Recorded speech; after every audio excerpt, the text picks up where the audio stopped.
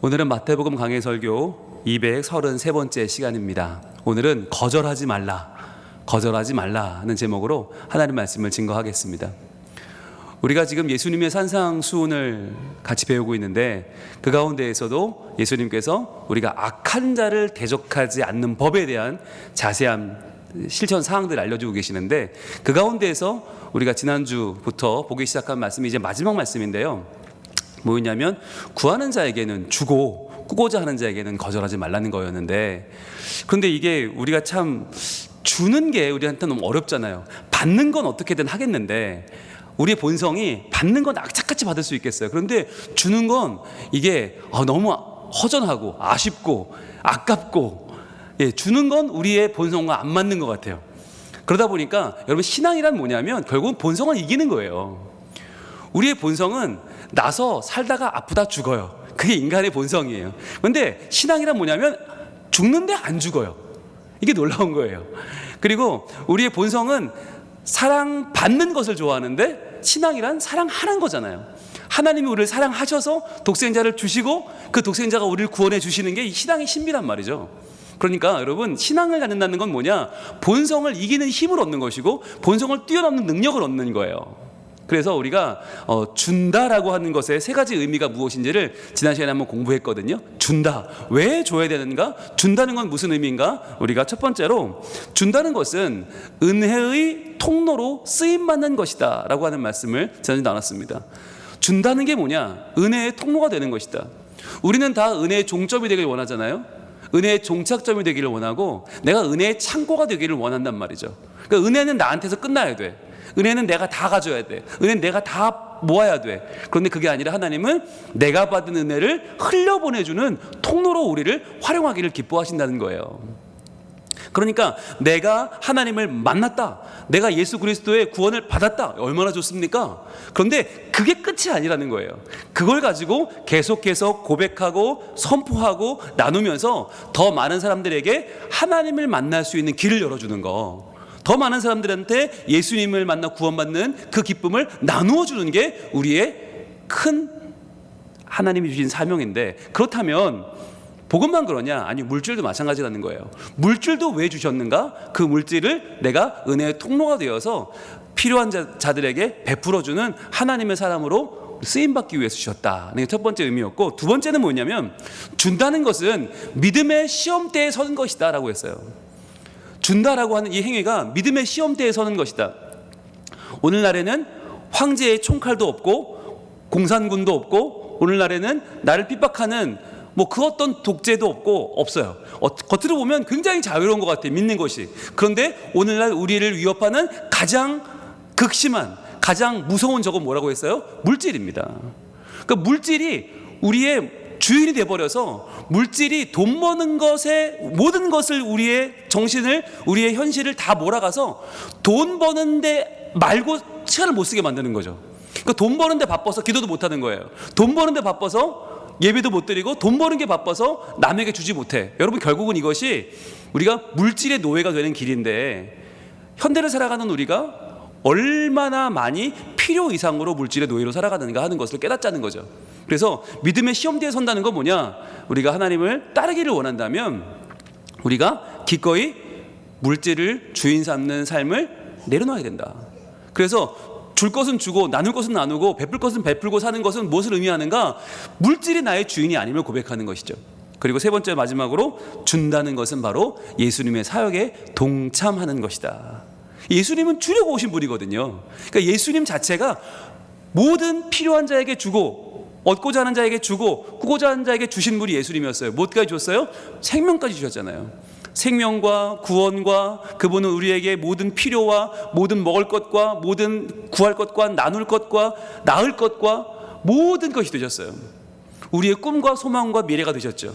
그러니까 예수님을 만났다고 하는 것은 무엇을 의미하는가? 우리는 이제는 예수님 그 사역, 그분이 하신 사역에 동참하는 사람이다. 그래서 예수님이 필요한 사람을 내가 만나는 거, 예수님이 필요한 사람을 내가 찾아가서 그 사람에게 예수님을 나눠주는 거, 너무너무 중요한 사역입니다. 그래서 우리가 왜 이 새생명 축제를 이 부활절에 하는가? 여러분, 부활의 기쁨이 얼마나 큰 거예요. 내가 죽으면 또 산다는데 얼마나 좋아요. 근데 이게 죽으면 사는 이 기쁨이 나만 가지고 있을 때와 남에게 전할 때는 이게 2배가 되는 거죠. 한 번 더 전하면 3배가 돼요. 얼마나 좋아요. 한 번 더 전하면 4배가 돼요. 내가 모든 세계의 중심으로 우리 살고 있잖아요. 내가 믿어 구원받는 건 세계가 바뀌는 거예요. 그러면 또 한 사람 바뀌면 또 한 생명이 바뀌는 거예요. 또 한 세계, 또 한 우주가 바뀌는 거예요. 놀라운 일이죠. 그래서 우리가 준다라고 하는 것은 그만큼 은혜의 통로로 쓰임받고 믿음의 시험대에 서는 것이고 예수님 사역에 동참하는 건 매우 매우 중요한 것이다. 그래서 예수님은 구하는 자에게는 주라 하셨는데, 여기서 끝났으면 그래 주는 거 좋지, 그래 잘 주자 라고 끝나면 돼요. 그런데 예수님은 오늘 본문에서 같은 말처럼 보이는 말을 한 번 더 반복하신단 말이에요. 한 번 더 반복하는데 어떻게, 뭐라고 말씀하시죠? 이렇게 말씀하십니다. 마태복음 5장 42절 오늘 본문 말씀 읽어볼게요. 시작. 내게 구하는 자에게 주며 내게 꾸고자 하는 자에게 거절하지 말라. 아멘. 자, 이 말이 같은 말 아닙니까? 구하는 자에게 주어라 라는 말과 꾸고자 하는 자에게 거절하지 말라는 말은 같은 말이에요. 그런데 왜 똑같은 말을 이게 한 번 더 하시나? 이게 왜 그러냐면 중요하기 때문이에요. 이게 우리가 들어도 잘 안 하는 일들이 있어요. 어떤 거는 듣고 행하는 일들도 있는데, 어떤 건 들어도 안 하는, 본성이 거부하는, 정말 우리의 온몸의 세포가 거부하는 일들이 있단 말이에요. 그게 뭐냐면 주는 거예요. 주고 베풀고 나누는 일들은 우리가 너무너무 힘든 일이에요. 너무너무 힘들어요. 그래서 오늘 거절하지 말라는 말씀을 통해서 한 번 더 강조하시는 겁니다.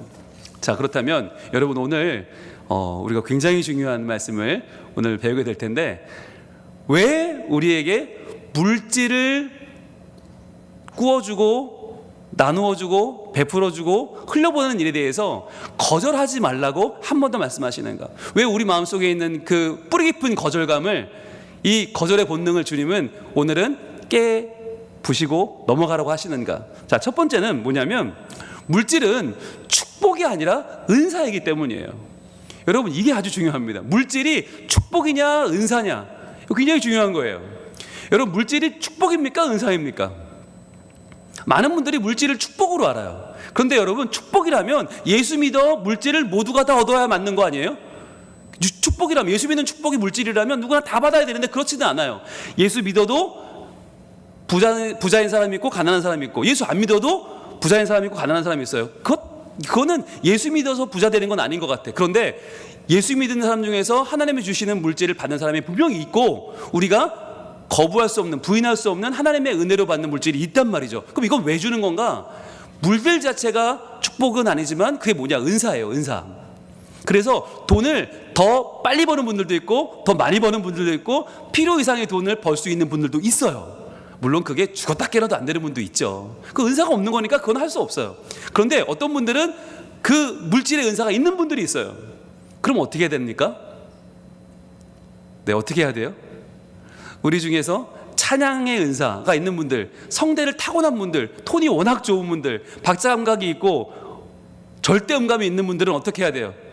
어떤 봉사를 해야 돼요? 교회 안에서 찬양대를 해야 되죠. 찬양팀을 세워야겠죠. 찬양대와 찬양팀을 만약 그분들이 안 한다면 우리가 얼마나 보기에 아깝겠어요. 우리만 아까워요? 하나님 더 아깝지? 야, 내가 어떻게 저런 목을 줬는데, 어떻게 저런 성대를 줬는데, 어떻게 저런 악기를 줬는데 저걸 안 쓰지? 하나님 얼마나 아쉬우시겠어요. 그런데 찬양을 하면요, 찬양팀을 하고 찬양대를 서면 그 실력이 점점 줄까요? 점점 늘까요? 점점 사라질까요? 점점 더 발전될까요?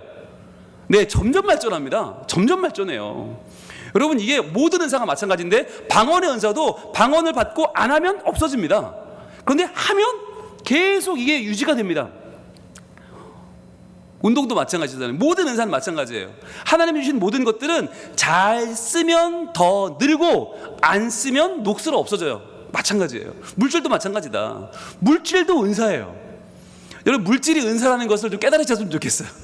물질도 은사인데, 은사는 잘 쓰면 잘 쓰는 대로 점점 더 하나님 부어주신다. 아, 잘 쓰네? 더 줘야지. 근데 안 쓰면 쟤는 아니네? 그건 안 주시는 거예요. 물질도 은사인데, 그렇다면 중요한 거, 은사는 어디에 쓰는 겁니까? 여러분 은사는 어디에 써야 돼요? 네, 하나님을 기쁘시게 하는 데 쓰는 게 은사입니다. 자, 여러분 다른 축복은 날 위해 써도 돼요. 다른 거 내가 쌓아놓고 내가 자랑해도 돼요. 그건 복이네요. 주신 거니까. 그런데 은사는 뭐냐면 날 위해 주신 게 아니에요. 은사는 너 혼자 잘 먹고 잘 살아라가 아니라 은사는 하나님을 기쁘시게 하는 일에 쓰라고 주신 거기 때문에 은사는 써야 돼요. 써야 돼요. 여러분 늘 강조하지만 설교도 해야 늘어요. 네, 저희 교회에서 설교 제일 많이 하는 사람이 설교 제일 잘해요. 당연한 거예요. 그건 네, 그건 따지면 안 돼요. 많이 하면 할수록 잘해요. 여러분 마찬가지예요. 물질도 내가 쥐고 있으면 안 돼요. 필요한 일에 써야 되는데 그 필요한 일이 언제냐? 하나님을 기쁘시게 하는 일에 써야 되는 거예요. 찬양도 하나님을 기쁘시게 하면 더 늘고요. 설교도 하나님을 기쁘시게 하면 더 늘어요. 그런데 뭐든지 자기를 위해 쓰면 안 늘더라고요. 자기를 위해 쓰면 늘지 않는데 하나님을 기쁘시게 하면 는다. 물질도 마찬가지인데, 자, 오늘 우리가 여기에 대한 말씀 한번 보기 원합니다. 히브리서 13장으로 가봅니다. 히브리서 13장 15절과 16절에는 우리가 해야 할 정말 중요한 하나님을 기쁘시게 하는 두 가지가 나와요. 자, 히브리서 13장 15절과 16절 말씀, 15절부터 보시면, 자, 우리는 하나님을 기쁘시게 한다고 말하면 항상 뭘 생각하냐면 15절을 생각해요. 15절. 자, 같이 읽습니다. 시작. 그러므로 우리는 예수로 말미암아 항상 찬송의 제사를 하나님께 드리자. 이는 그 이름을 증언하는 입술의 열매니라. 아멘. 자, 우리는 하나님을 기쁘시게 그러면 항상 제사를 생각해요. 예배를 생각해요. 그런데 이 찬송의 제사를 어떻게 드려야 돼요? 두 가지 앞에 조건이 나오죠. 어떻게 드려요? 예수로 말미암아 드리고 그 다음에 항상 드리죠. 즉 하나님을 찬송하는 제사, 그 이름을 증언하는 입술의 열매, 우리가 하나님을 높이고 하나님을 경외하는 우리의 예배와 이 하나님을 높이는 모든 찬양의 제사들, 찬송의 제사들은요 예수로 말미암아 드려야 되고 항상 드려야 돼. 그런데 중요한 건 여기서 끝나면 안 된다는 거예요. 하나님을 기쁘시게 하는 우리의 삶이 15절이 다가 아니에요. 히브리서는 유명한 예배서거든요. 예배에 대한 가장 완벽한 말씀의 집합이 히브리서인데 15절로 끝나지 않고 16절로 이어진다는 게 중요한 거예요. 16절 같이 읽습니다. 시작. 오직 선을 행함과 서로 나누어 주기를 잊지 말라. 하나님은 이 같은 제사를 기뻐하시느니라. 아멘. 자, 하나님이 기뻐하시는 제사가 뭐냐? 바로 하나님을 찬송하는 제사로 끝나지 않고 그것이 하나님께만 드리고 땡이 아니라 옆으로 나가는 거예요. 오직 선을 행함과 서로 나누어 주기를 잊지 말라는 거예요. 우리가 늘 잊고 살아가는 하나님께 예배했으니 됐다가 아니라 우리가 잊고 살아가는 그 이웃들이요, 선을 행함과 나누어 주기. 그런데 그 앞에 오직이 있잖아요. 오직 동그라미 해보세요. 오직이 이 문법 기호가 없는 성경에서 오직이 느낌표 10개라고 몇 번 말씀드렸죠. 오직 선을 행함과 서로 나누어주는 것을 잊지 말아라. 왜? 이것이 하나님이 기뻐하시는 제사이기 때문이다. 즉 하나님이 기뻐하시는 이 일에 우리의 은사를 쓰라고 그랬잖아요. 즉 우리의 은사를 어디서 써야 되는가? 하나님을 찬송하는 제사에만 쓸 것이 아니라 선을 행하고 서로 나눠주는 일에 써야 된다는 거예요. 그러면 어떻게 돼요? 그 은사가 더 풍성해지는 거예요. 그래서 우리가 왜 주기를 하나님이 거절하지 말라고 오늘 이렇게 강권하여 말씀하시는가? 우리가 더 많은 물질의 은사를 누리게 하기 위해서입니다. 저는 바람이 있어요. 우리 모든 성민, 교회 모든 성민 가족들이 전부 다 물질의 은사를 가득 받으시길 축복합니다. 정말 가득 받으시길 바라요. 그런데 이 물질의 은사가 쌓아놓는 게 아니잖아요. 이걸 내가 가두어두고 이게 모아두고 내가 자물쇠를 채워놓는 게 아니에요. 이 물질의 은사는 하나님을 기쁘시게 하는 방법이 무엇인가를 계속 고민하는 거예요. 근데 저는 이런 부분에서 저희 교회가 참 좋아요. 저희 교회에는 하나님을 기쁘시게 하는 일이 무엇인가를 고민하는 분들이 많아요. 저는 그게 좋아요.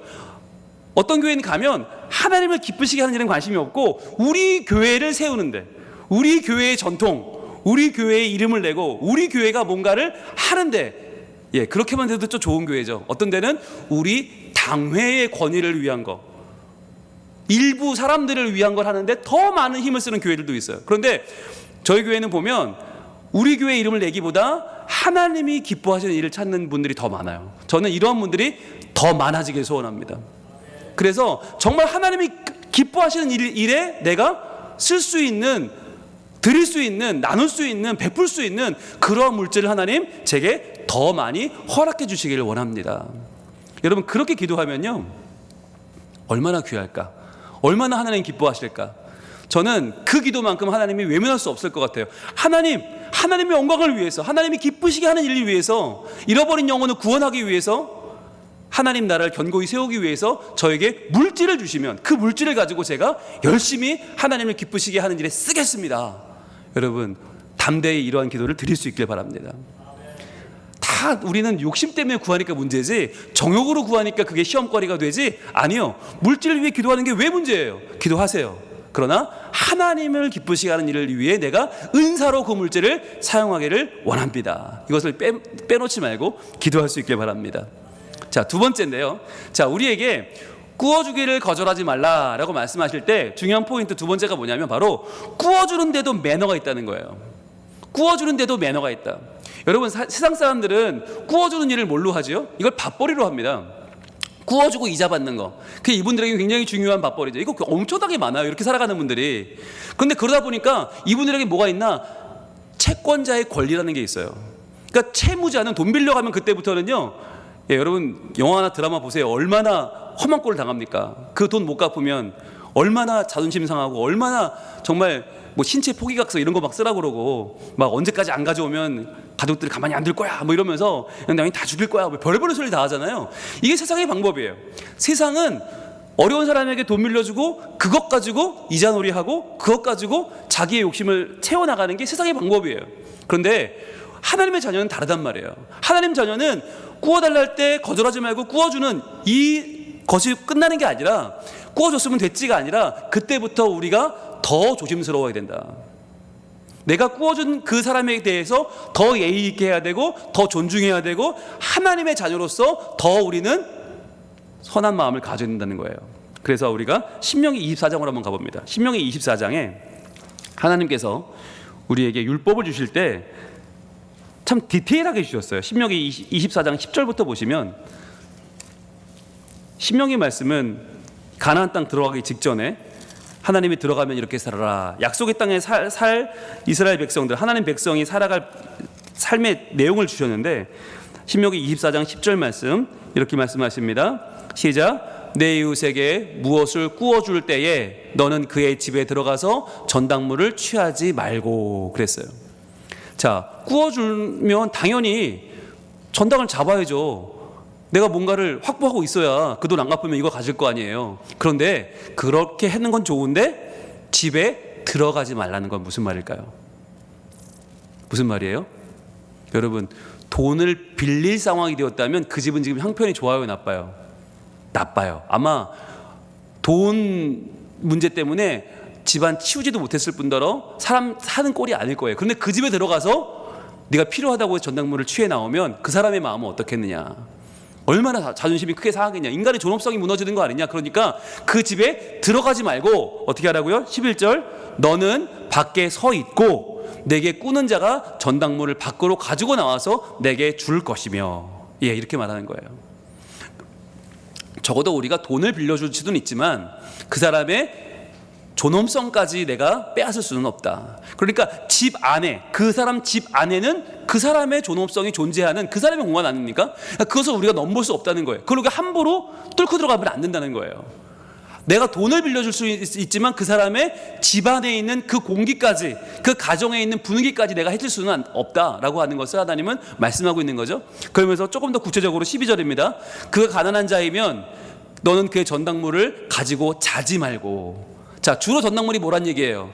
겉옷이에요. 겉옷. 우리가 공부했지만 속옷을 달라 하면 겉옷까지 줘라. 겉옷이 훨씬 더 비싸다고 그랬죠? 왜요?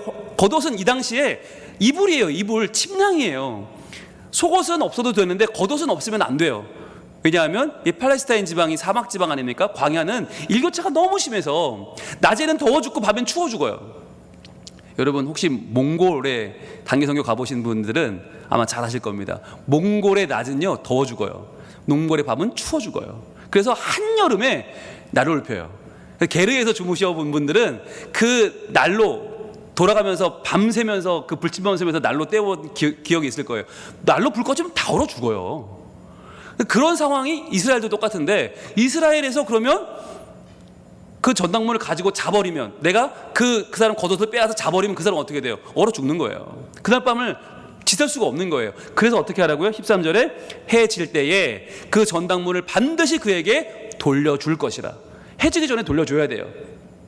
그리하면 그가 그 옷을 입고 자며 너를 위하여 축복하리니. 아이고 참 훌륭한 분이시네. 아이고 저분 내가 돈도 못 갚았는데 내 겉옷도 다시 돌려주시고 아이고 감사해라. 그러면서 축복하게 된다는 거예요. 그 일이 내 하나님 여호와 앞에서 내 공의로움이 되리라. 그러니까 여러분, 예수 믿는 사람들은 베풀고 꾸어주는 것으로 마무리가 아니라 그 다음에 뭘 생각하는 거예요? 하나님 앞에서의 공의로움을 생각하는 것입니다. 하나님 앞에서의 공의로움. 여러분, 이게 진짜 예수 믿는 사람의 모습이에요. 그래서 세상과는 다른, 격이 다른 하나님의 사람으로 살아라 라고 하는 거예요. 이게 뭐냐면 우리의 시선을, 아까 우리 찬양했지만 모든 시선을 주님께 드린다는 게 무엇입니까? 사람들 눈치 보며 사는 게 아니에요. 하나님 앞에서의 나를 돌아보는 거예요. 내가 사람들 눈치 보면서 저 사람은 예수 믿는데 돈도 안 빌려줘, 이것 때문에 돈을 빌려주는 게 아니라, 이것 때문에 꾸어주는 게 아니라, 하나님께서 나를 자녀 삼으셨고 저 사람도 하나님 자녀니까 하나님의 자녀를 하나님을 공경하듯이 내가 섬기는 마음으로 꾸어주고, 그리고 그 사람을 내가 존중해 주는 거, 그게 하나님 앞에서의 우리의 공의로움이다 라고 우리 주님 말씀하시는 것입니다. 자, 그리고 이제 세 번째, 제일 중요한 건데요, 왜 주님은 우리에게 주라고 하시나, 왜 꾸어주라고 하시나, 왜 베풀어 주라고 하시나? 제일 중요한 것은 바로 주기를 기뻐하시는 하나님을 믿으라는 것입니다. 여러분, 하나님은 누구십니까? 주기를 기뻐하십니다. 그런데 어떤 것을 주십니까? 가장 좋은 걸 주신단 말이에요. 여러분, 하나님은 누구냐면 우리를 사랑하셔서 가장 좋은 걸 주시는 분이에요. 근데 그 주시는데 하나님은 전당도 잡지 않아, 저당물도 필요 없어, 하나님 보증서도 쓰지 않아, 하나님 차용증도 없어요. 가장 좋은 것을 주시는데 그 좋은 것을 언제 주시나? 우리가 가장 필요할 때. 즉 가장 작고 가장 연약하고 가장 비천한 우리에게 하나님은 가장 좋은 것을 기쁨으로 주시는 분이다. 여러분, 그분을 믿으면 세상을 살아가는 우리의 삶의 자세가 바뀌는 거예요.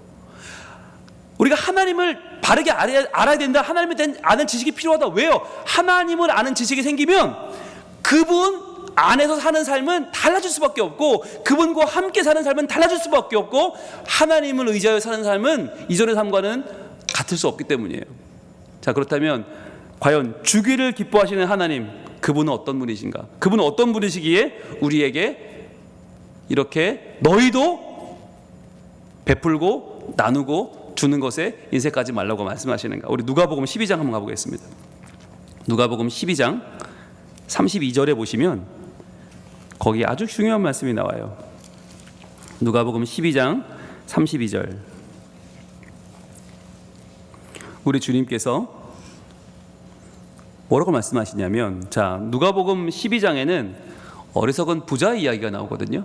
근데 우리는 어리석은 부자라고 부르지만 사실은 이 사람은 어리석은 부자가 아니라 부유한 바보죠. 예, 우리는 부자의 방점을 찍기 때문에 어리석어도 좋아, 어리석은 부자라고 부르지만 실제로는 돈 많은 멍청이에요. 돈 많은 멍청이 얘기를 예수님께서 쭉 하시거든요. 누가복음 12장 13절부터 쭉 그 얘기를 하신 다음에 32절에 뭐라고 말씀하시는가? 32절 같이 읽습니다. 시작. 적은 무리여 무서워 말라. 너희 아버지께서 그 나라를 너희에게 주시기를 기뻐하시느니라. 아멘.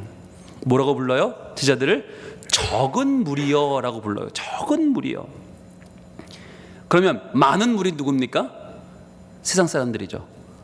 물질을 따라 사는 사람들, 물질의 노예가 돼 살아가는 사람들, 즉 물질이 전부인 사람들이 많은 무리예요. 그런데 너희는 누구예요? 적은 무리.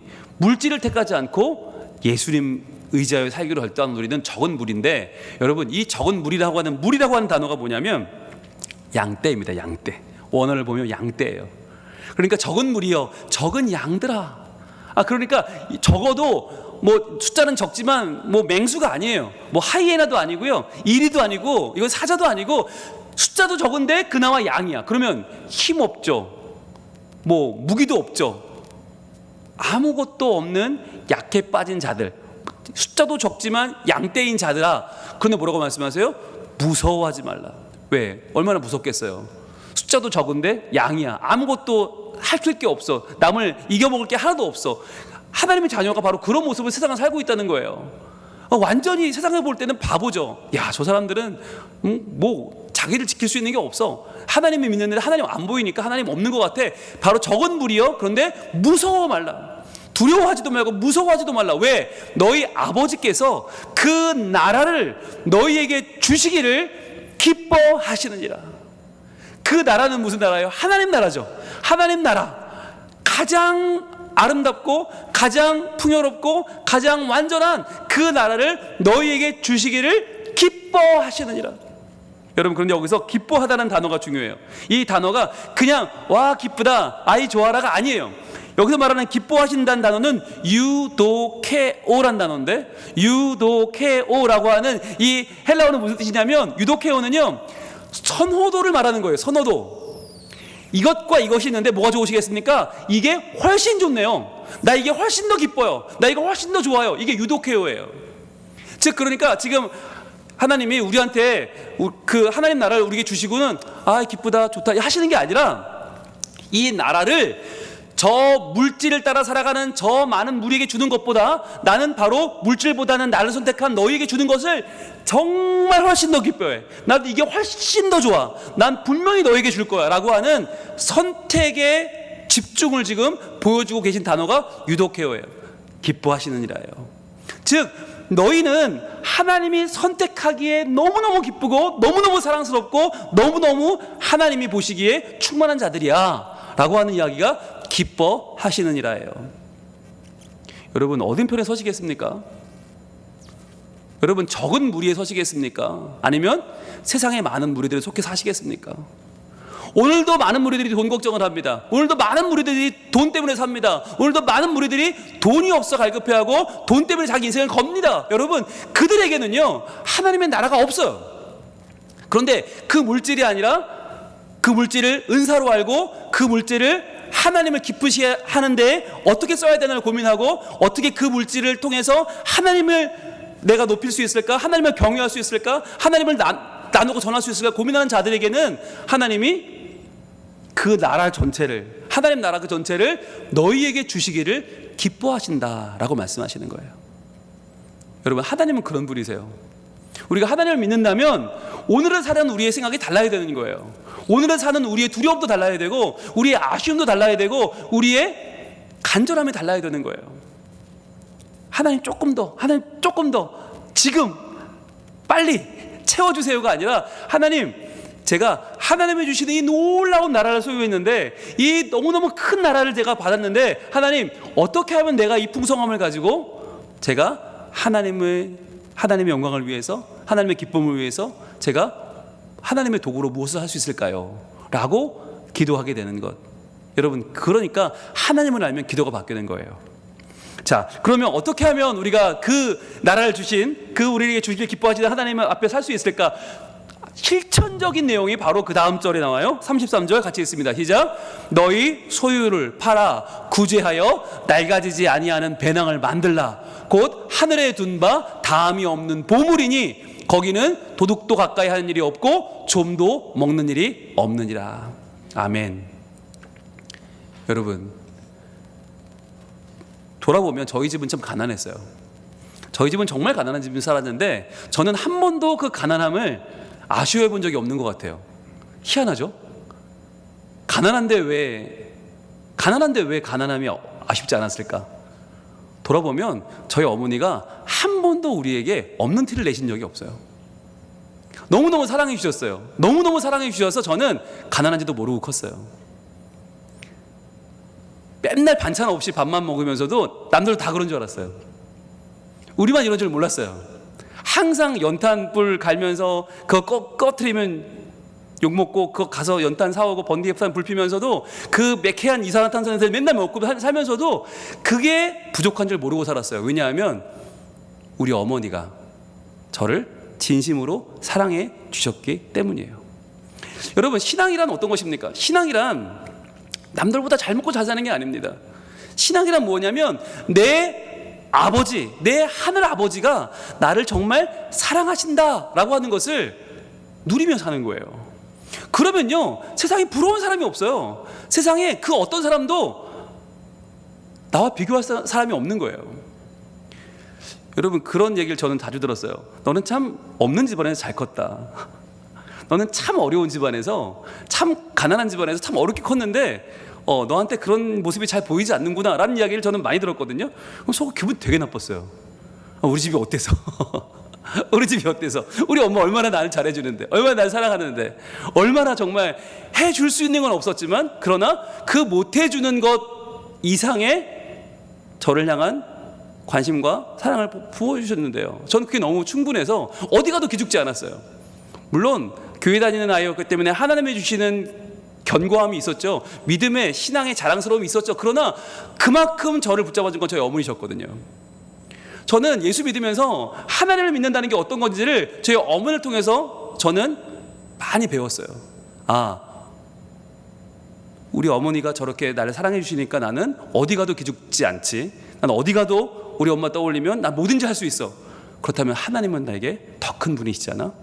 그럼 나는 하나님 떠올리면 나는 어디 가도 기죽으면 안 되지. 그게 저의 생각이었어요. 오늘도 누군가 돌아가셨다는 소식을 들으면서, 제 친한 친구의 아버님이 돌아가셨는데, 그 이야기를 들으면서 그런 생각했어요. 언젠가 우리 어머니 돌아가실 텐데, 그럼 어머니 돌아가시면 나는 누굴 믿고 살지? 나는 어떻게 목회하지? 나는 어떻게 자신 있게 남들 앞에 설 수 있지? 생각을 했어요. 그랬더니 답은 곧 나왔어요. 하나님이 계시니까. 여러분, 이게 우리 인생의 해답이에요.